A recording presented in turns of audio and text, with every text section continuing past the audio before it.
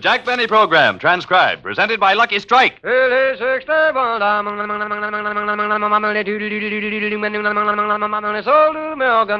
your own taste and throat be the judge. For smoothness and mildness, There's never a rough puff in a Lucky Strike. for smoothness and mildness, There's never a rough puff in a Lucky Strike. yes, let your own taste and throat be the judge. For smoothness and mildness. There's never a rough puff in a Lucky Strike. And that's because LSMFT. LSMFT. Lucky Strike means fine tobacco. Fine, light, naturally mild tobacco that gives you smoothness and mildness. And no wonder, for years, Lucky Strike has maintained America's largest and most complete cigarette research laboratory. Prior to the auctions, the buyers for Lucky Strike send sample leaves from all tobacco growing areas to this great laboratory for scientific analysis to help determine which tobaccos are really fine. And this is only one phase of the constant research that helps make possible Lucky Strike's unconditional guarantee. Check the cigarette you are now smoking. Among all leading brands, only the makers of Lucky Strike put an unconditional guarantee on the pack. So smoke a Lucky. Let your own taste and throat be the judge. For smoothness and mildness, there's never a rough puff in a Lucky Strike. So round, so firm, so fully packed, so free and easy on the draw. Make your next carton Lucky Strike.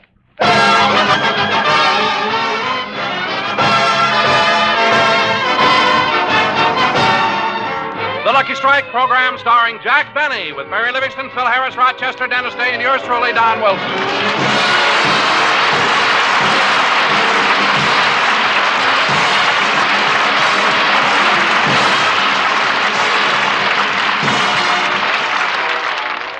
Ladies and gentlemen, last night Jack Benny was in Washington, D.C., where he was master of ceremonies for the annual White House Photographers' Ball.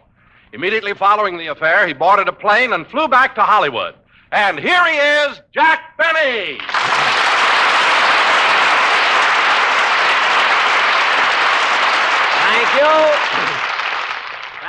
Thank you. Hello again. This is Jack Benny talking. And, Don, isn't it amazing how you can travel nowadays? Late last night, I was in Washington, D.C., and at 8 o'clock this morning, I was back in Hollywood. Yes, Jack, the planes they have today really move fast. They certainly do. It only took 9 hours. But it's a good thing we got in when we did. I was so hungry, I couldn't wait till I got home and had breakfast. Well, Jack, why didn't you eat on the way in? They serve meals on the plane. Yes, I know. And there's no charge for them. I was so... What?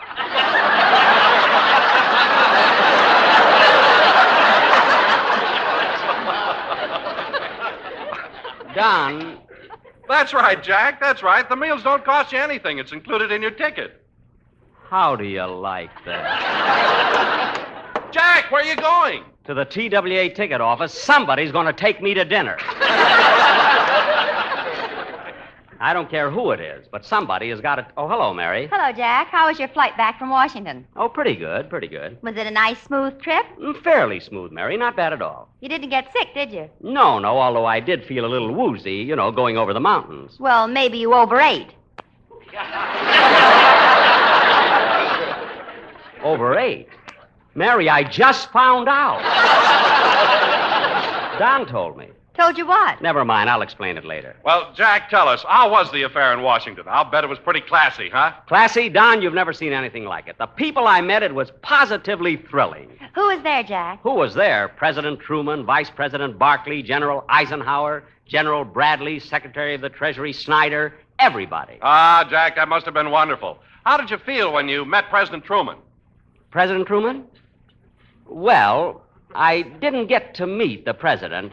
You see, on my way over to shake hands with him, I came face to face with Vice President Barkley. Oh, then you met the vice president. Well, no. Just as I was about to say hello to the vice president, General Eisenhower came in, so naturally Mr. Barkley went over to greet him. And kids, what a guy that Eisenhower is. What a personality. And so democratic. He shook hands with everybody. Well, Jack, I certainly envy you. Years from now, you'll be able to say, I shook hands with General Eisenhower. Well...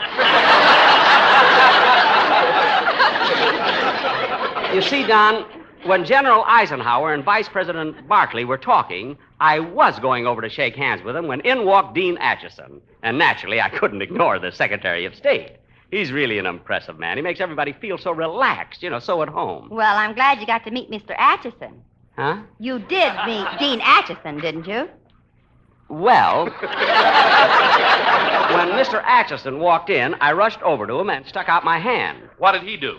He handed me his coat, so I hung it up.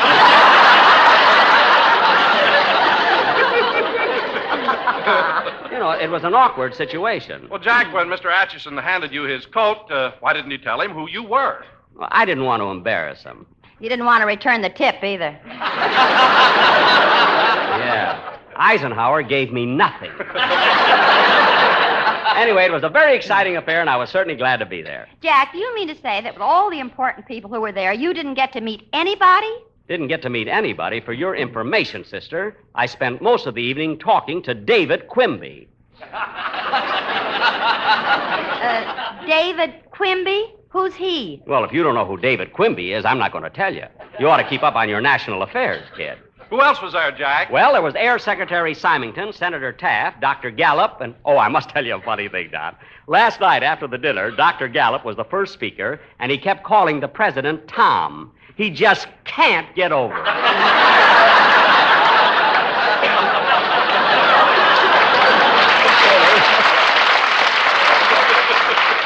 It's too bad you couldn't... Hello, Mr. Benny. Oh, hello, Dennis. I was just telling Don and Mary about Washington. Washington? Yes, I was the master of ceremonies at the White House Photographer's Ball. You horn in on everything, don't you?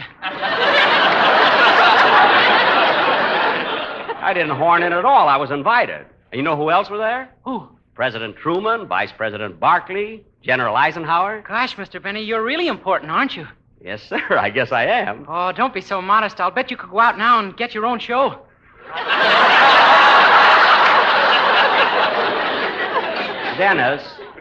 Dennis, I'd like to ask you a question. Okay, sit down, kid. I don't have to sit down. I just wanted to ask you one question. Who's the star of this show? My mother thinks I am. Well, this is getting me nowhere. So come on, star. Let's have your song. Okay. Wait a minute. Come in. Telegram for Jack Benny. I'm Jack Benny. Here you are. Thank you. Hey, boy. Yeah? You didn't wait for me to give you a tip. The last time I waited, the office sent out a St. Bernard.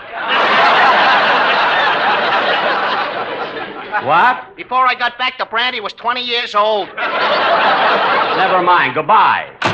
Jack, What? you dropped the telegram, so I opened it. It's from Washington. From Washington? What does it say? Dear Jack, I'm sorry I didn't get to talk to you longer, but I had 3 people waiting for a haircut. Signed, David Quimby.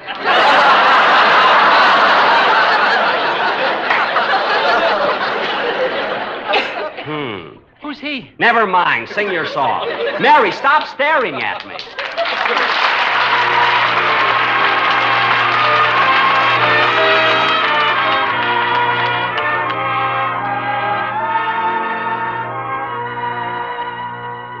I peeked in to say goodnight, and then I heard my child in prayer, and for me some scarlet ribbons for my hair.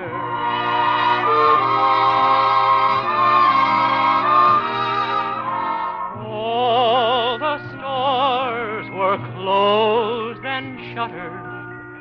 All the streets were dark and bare. In our town, no scarlet ribbons, not one ribbon for her hair.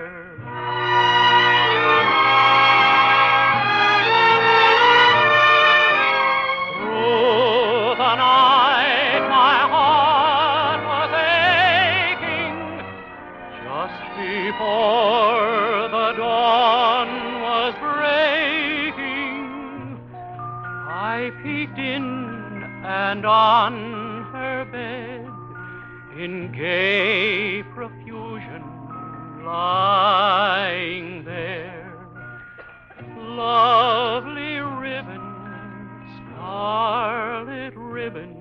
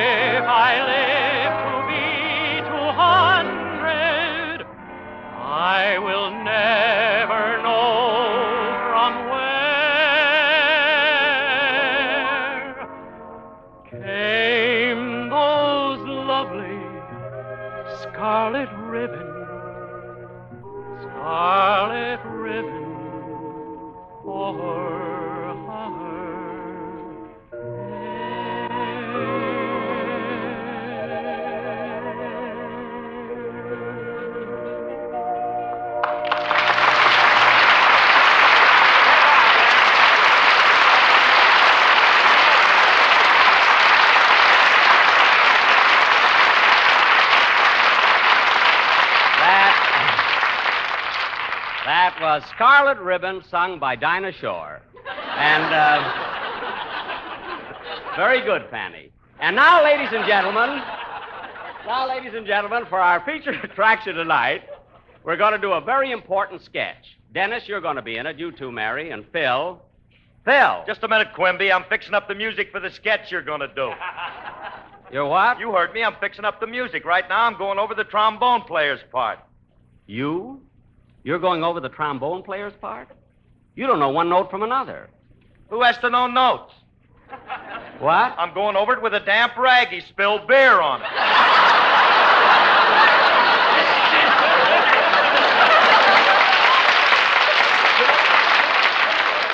Well, that you can do, yeah. Phil, why don't you get rid of these fellas? Get yourself another band. Get rid of my boys? Frankie, Charlie, Cornelius? Cornelius? Why, not on your life, Jackson. These boys have stuck to me through thick and thin. The rough going, the one-night stands, the lean years.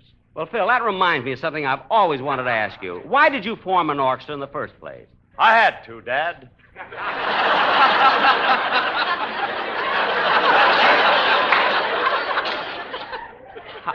You had to? I had to. I wrote a little gem called That's What I Like About the South, and no other band would touch it with a fork.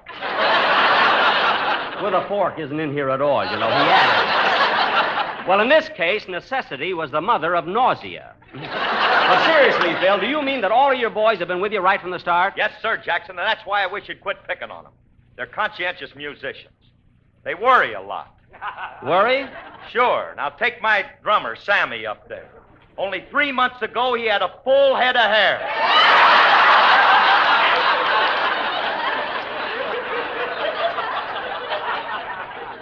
Only 3 months ago, and he's that bald now? Phil, what was he so worried about? They said something nasty about him in Downbeat. Oh, well, that's a shame. You know, Phil, it's bad enough to be that bald, but why does he wax it?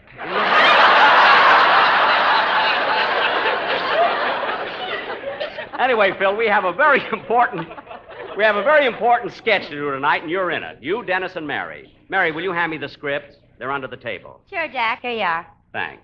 And now, ladies and gentlemen, we really have a surprise for you. For our feature attraction tonight, we're going to do our version of that thrilling radio mystery series, The Whistler.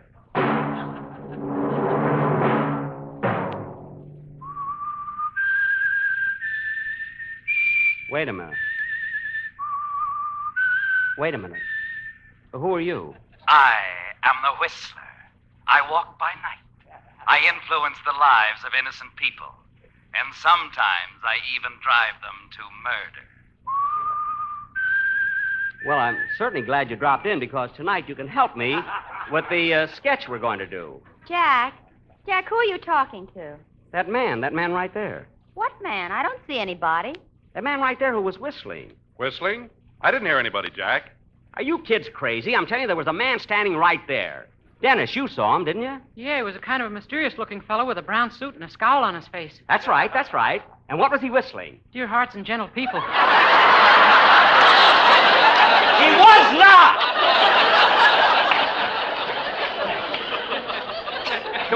It was the Whistler's theme song. Jack, what's the matter with you? You didn't see anybody, and neither did Dennis. Well, I thought I did. Maybe it's because I got my mind all wrapped up in the play we're going to do. Now, Mary, and... Oh, who can that be? Hello? Hello, boss. This is Rochester.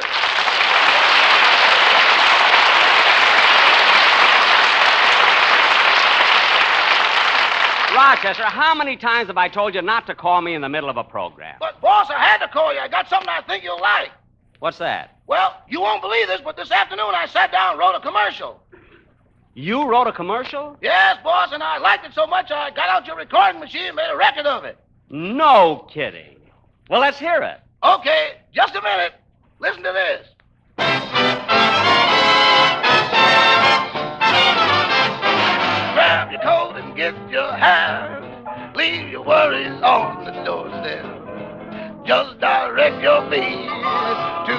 lucky side of the street. Light an LSMFT, and you'll never have a rough puff.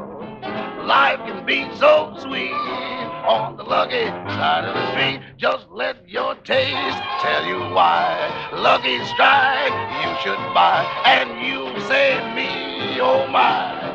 What smoothness and mildness. Yes, it's LSMFT.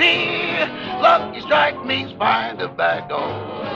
Just direct your feet to the sunny side of the street. Go ahead. Ba ba ba ba ba ba ba ba ba ba. Oh, what mildness and smoothness. Yes, it's LSMFT. Lucky Strike means fine tobacco. Just direct your feet to the lucky, I said the lucky, I mean the lucky side of the street.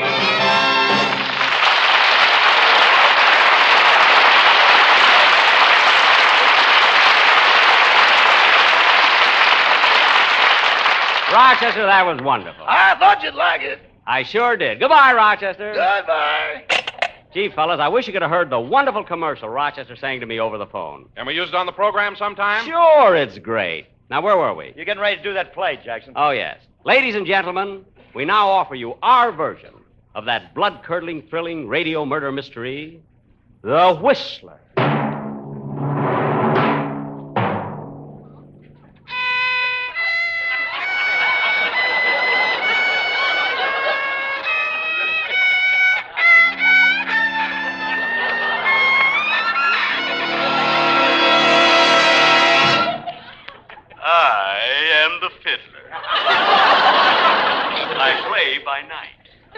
I influence the lives of innocent people. I even drive them to murder.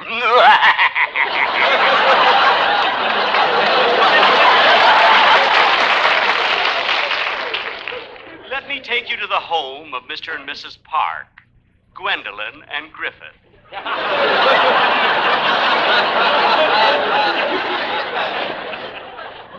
As we look in on them, it's morning, and the sun is coming through the window. Nothing can stop that California sun. Mr. and Mrs. Parks are having breakfast. They are happy, but not for long. For I am the fiddler.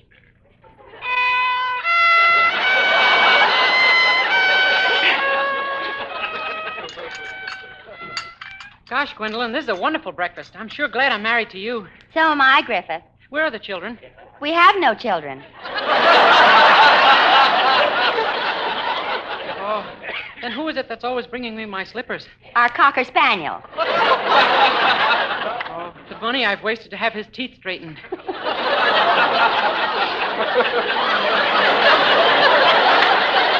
Griffith, I have a surprise for you. My mother's coming to live with us. Oh, bully, that's wonderful. See, they're happy. But I'll change that. Gwendolyn, when is your dear, darling mother coming? Tomorrow. Oh, I'm glad you told me in time. Now I can buy her a present. I wonder what I should give her. Why don't you give her a hit on the head? Oh, no, Gwen, your father gave her that last year. What did you say, dear? I just answered your question. But I didn't say anything. Oh, I thought you did. You see, I have them confused already.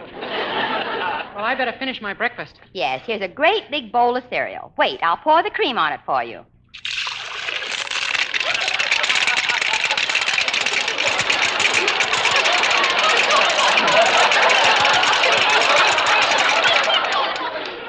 You can take your fingers out of your ears now. They've stopped crackling. Now eat your cereal. Gee, that was a stubborn little one, wasn't it?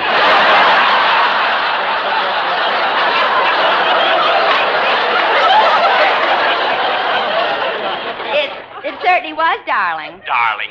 Come on, slug her with something. I've got other homes to break up. What did you say, Griffith? Oh, I didn't say anything. My mouth was full of the breakfast of champions. Well, I better finish my breakfast and hurry to the office. Yes, Griffith. Hurry to your office.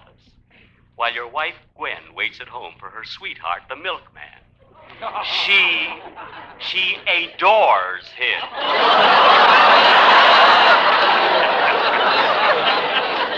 Look, he's coming up the walk now. Won't you come with me to Alabama? Let's go see my dear old mammy. Shut up! That song drives me nuts. All right, knock on the door. She's waiting for you. Hello, baby. Hello, Clyde. I've been waiting for you.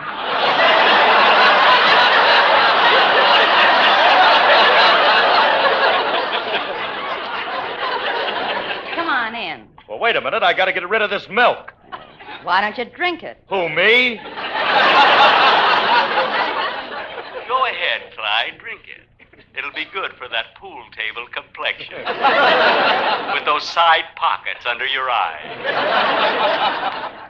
Come here, baby. Pucker up. Give me a kiss. Why, sure, Clyde. Lay one on.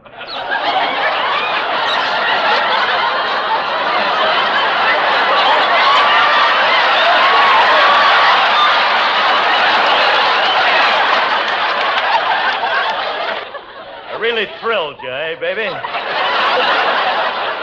No, you're holding that cold milk bottle on my back. Oh, Clyde, you're so wonderful. Kiss me again. You see? She's crazy about Clyde. Everybody's crazy about Clyde. But I'm the one they invited to Washington. Gee, Gwen, I wonder what your husband would say if he caught you kissing me, his best friend. Oh, I'd tell him you're congratulating me on my birthday. But you've told him that 28 times this year. Ain't he getting wise? No, but he's getting mad buying me all those presents. Gee, Clyde, you and I could be so happy together if it weren't for my husband. Now you're on the right track. Well, go ahead. Why don't you kill your husband? Clyde, I just got an idea. So did I. Let's kill Griffith. It must be love. We said it together. That's it. That's it. Now we're getting somewhere. Go ahead. Kill him. Kill him! You shut up! And take those braces off your teeth.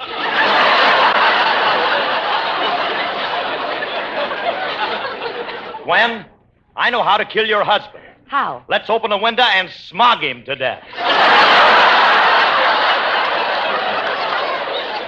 No, Clyde, I have a better way. When he comes home, you hide in the closet. When he hangs up his coat, you can strangle him. And no one will ever know. No one will ever know. Except me. For I am the fiddler.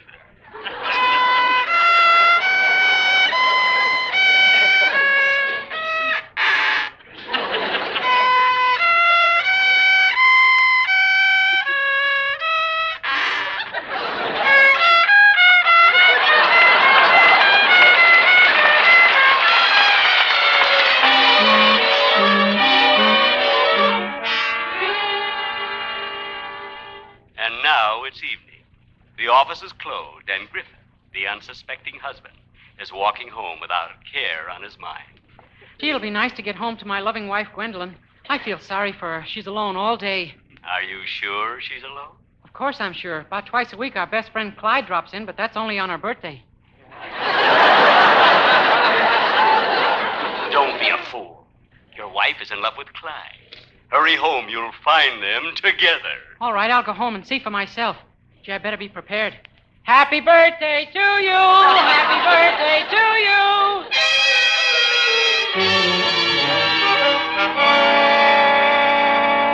You see what I mean? Here are three innocent people, and I have planted the seed of suspicion, which will soon grow into murder. Ain't I a stinker?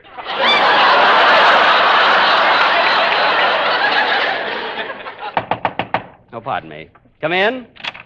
Mr. Benny? Yes? I'm from TWA. Here's a sandwich and keep your big mouth shut.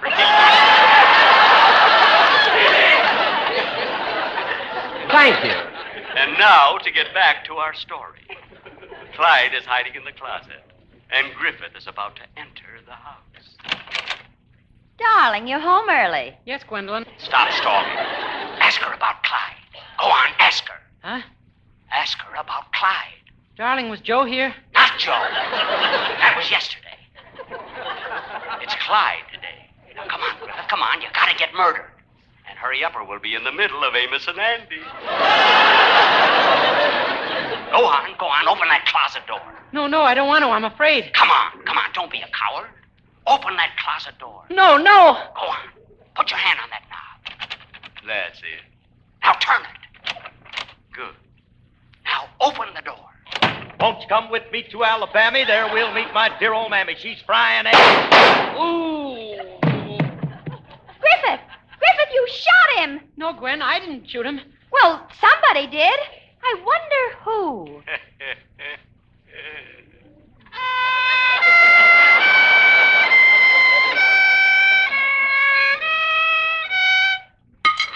Thank you.